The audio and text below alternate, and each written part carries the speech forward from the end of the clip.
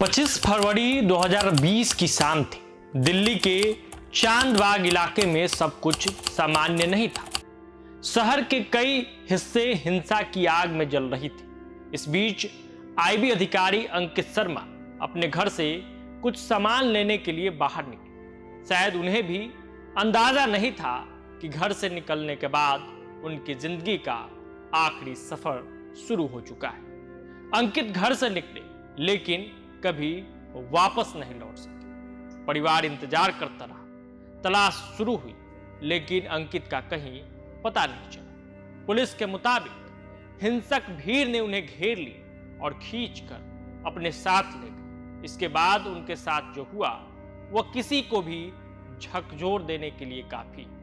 अंकित शर्मा की बेरहमी से हत्या कर दी। तो आपको बता दें, पुलिस के मुताबिक अंकित को 51 बार चाकू मारा गया। हत्या के बाद भी भीड़ का गुस्सा शांत नहीं हुआ।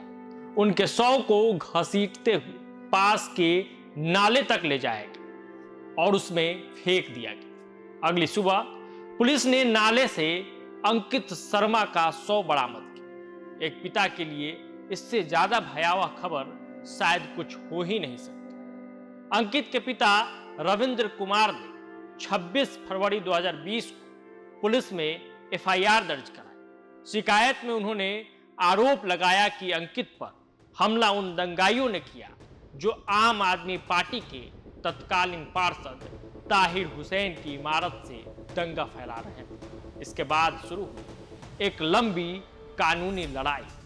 साल 2020 के दिल्ली दंगों के दौरान हुई आईबी अधिकारी अंकित शर्मा की हत्या के मामले में अब दिल्ली की अदालत ने आम आदमी पार्टी के पूर्व पार्षद ताहिर हुसैन समेत 5 दोषियों को उम्र कैद की सजा सुनाई। सजा सुनाते हुए अदालत ने अपराध के तरीके को बेहद बेरहम बताया। कोर्ट ने कहा, हत्या के साथ ही बर्बरता खत्म नहीं हुई थी। अंकित के शव को पास के नाले तक घसीट कर ले जाया गया, जैसे हत्या के बाद भी नफरत शांत नहीं हुई। अदालत ने इस अपराध को बेहद गंभीर मानते हुए कहा कि इसे रेयरेस्ट ऑफ रेयर स्थिति माना जा सकता है। अब सवाल था कि क्या दोषियों को फांसी दी जाएगी। दिल्ली पुलिस की तरफ से ताहिर हुसैन की सजाए मौत की मांग की गई थी, लेकिन अदालत ने मौत की सजा देने से इनकार किया। कोर्ट के एडिशनल सेशंस जज प्रवीण सिंह ने कहा, मौत की सजा आखिरी विकल्प होती। सरकार की तरफ से ऐसा कोई पर्याप्त सबूत पेश नहीं किया गया जिससे यह साबित हो कि दोषियों में अपराध करने की कोई अस्थायी हिंसक प्रवृत्ति या झुकाव था। अदालत ने यह भी माना कि दोषियों में सुधार की गुंजाइश मौजूद है और उन्हें सुधारा जा सकता है। इसी आधार पर मौत की सजा के बजाय उम्र कैद की सजा सुनाई गई। सुनवाई के दौरान बचाव पक्ष ने अपनी दलीलें रखी। दोषियों की तरफ से कहा गया वे अपने परिवार के अकेले कमाने वाले सदस्य हैं।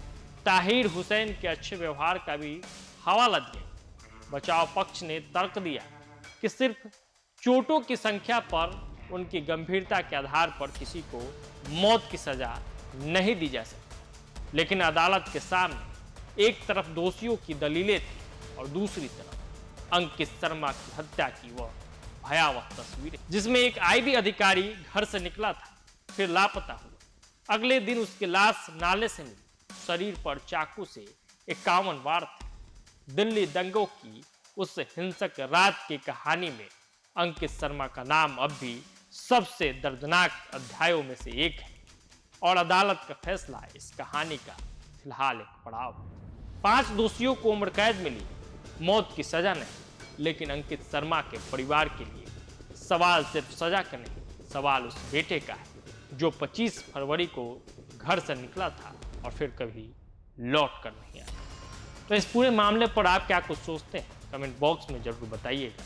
अभी के लिए इतना ही, दीजिए इजाजत।